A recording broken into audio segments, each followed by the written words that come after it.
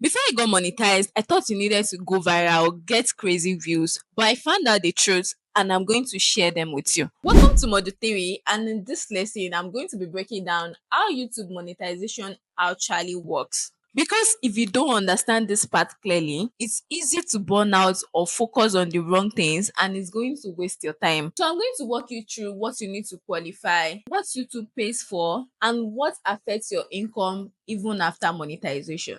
So grab your popcorn, sit tight because you are going to enjoy this module. So to apply for the YouTube Partner Program, you need 1,000 subscribers and 4,000 public watch hours. This is for the long form content. And if you are a short person, you like shorts, you are going to need 10 million views on shorts.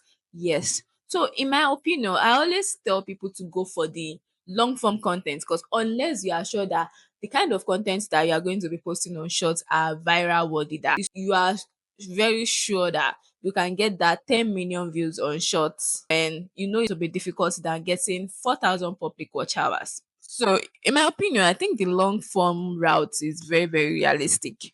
But if you are a short form person, I'll still tell you to go for it because I know a lot of people that they are basically on YouTube to post shorts. They don't do any form of long form, and that is totally fine. So here's the part nobody tells you. But because I love you, I'm going to be the one to tell you. It is not just about hitting those numbers. It is not just about getting 1,000 subscribers, getting 4,000 public watch hours. Your content must also follow YouTube monetization policies. So that means you cannot upload copyrighted content, like you reuse people's content. You cannot reuse your own content. You cannot upload copyrighted music, and you cannot upload clickbaity content, clickbaity titles on your videos because those do not follow YouTube monetization policy. Say for example, you are the one in the video and then you change the title to how the widow met Chioma in 2028. That is so spammy, that is clickbaity.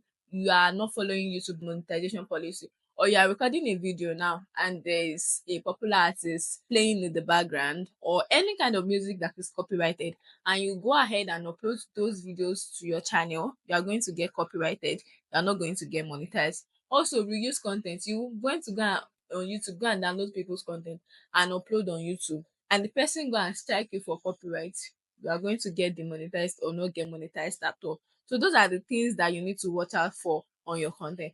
Do not use any form of music that is copyrighted, even if it's popular. Yes, don't put it on your video because YouTube is so different from TikTok that you can just put anybody's artist, anybody's song on your video and you'll be fine. On YouTube, it's a different ball game entirely. So you need to ensure that the kind of music that you're putting on your video or they are going to be playing on your videos they are copyright free, they are royalty free. So those are the criteria for you to get monetized. 1,000 subscribers, 4,000 public watch hours for long form, 10 million views and 1,000 subscribers for shorts, and also following the monetization policies. So after you have been there, done that, what happens after you get approved? So once you are approved on YouTube, YouTube is going to start showing ads on your videos. You are going to start earning based on views, based on watch time, and what advertisers are willing to pay for your niche. Yes, you heard me right.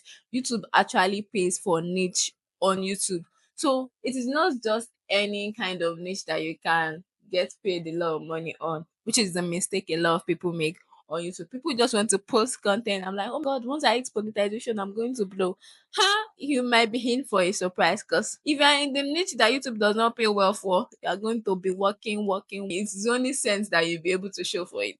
Yeah, ask me. I've been there. So this is where RPM comes in. RPM basically means revenue per milli. That is revenue per 1,000 views. So in some niches like finance or tech, RPM can be as high as $5 to $20 per videos per 1K views. So it can be as high as that. In fact, some is even as high as $100. It depends on your location as well. because YouTube also pays per location. But in others like lifestyle or entertainment, it might be as little as 50 cents, 30 cents to $1. Yes, you can see how huge the difference is. So that is what I'm talking about. That is why you need to be so strategic when you want to start a YouTube channel. So this is why I always say don't chase virality on YouTube. All you need to do is chase value. On YouTube, you need to be. So let us clear up some myths real quick. These are things that YouTube do not pay for. First one is YouTube do not pay for likes. YouTube do not pay for subscribers. I know that is surprising because almost all YouTubers are always saying subscribe to my channel. That's because subscribers make them grow. It's not like YouTube pays specifically for the number of subscribers that you have. No, that is a myth. And YouTube also does not pay for comment. So if you are somebody that is always chasing subscribers, I'm here to bust your bubbles. YouTube do not pay for subscribers. If you have 100k subscribers and you are getting 1000 views, it is for that 1000 views that YouTube is going to pay you for, and not for the number of subscribers that you have. That is why you see people with just 1000 subscribers and they are bringing in views and they are getting paid more than people with lots of subscribers, but their views are so low. So basically, YouTube only pays you for ads. So it is the number of ads that shows on your videos that YouTube pays for, and the kind of ads that shows on your video. So for people in the finance tech niche, because people brands in those niche are willing to pay higher because they know that their target audience can afford their products, will be able to like afford products even though it's expensive. So they are willing to like increase hard budgets compared to people in other niches that are for entertainment. They just put any lifestyle random content there. So advertisers budgets are not so high for those niche. So YouTube is going to pay you per niche and YouTube is also going to pay you per location. So if viewers are able to like watch ads to the end and the number of ads that shows on your video is what YouTube is going to pay you for and not for your subscribers or the number of likes that you have on those videos.